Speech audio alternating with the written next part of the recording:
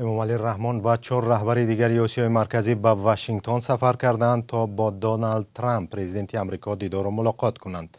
در همین حال امنستی اینترنشنال، یک سازمان حامی حقوق بشر، از رئیس جمهوری آمریکا و اعضای کنگره خواسته است که هنگام صحبت با رهبران آسیای مرکزی رعایت حقوق انسان را در مرکز گفتگو قرار دهند. ملاقات امروز در شهر واشنگتن باید برگزار شود.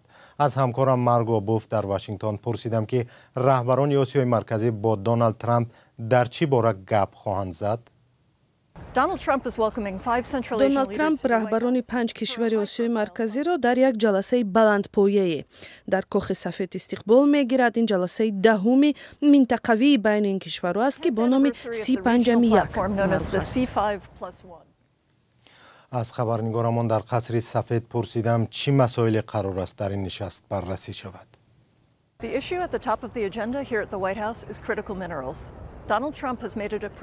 در مرکز بررسی های نشست کاخ سفید استخراج کارکرد معدن های طبیعی نادر قرار دارد.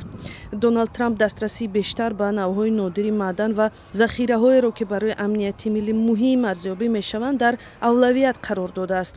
کشورهای آسیای مرکزی کانهای غنی نوع مختلف معدن به مثل اوران، لیتی و ولفرام را دارند که در استحصال سلاح استفاده می شوند. در نشست نه فقط موضوع اشیاء خام بررسی می شود، رهبران همچنین درباره توسعه راه‌های تجارتی منطقه و ظرفیت آن برای کارکرد ثروت‌های زیرزمینی آن گفتگو خواهند کرد. تشکر از خبرنگارمان مارگو بوف که نشست پرزیدنت ایالات متحده آمریکا دونالد ترامپ با رهبران آسیای مرکزی را در واشنگتن پیگیری دارد.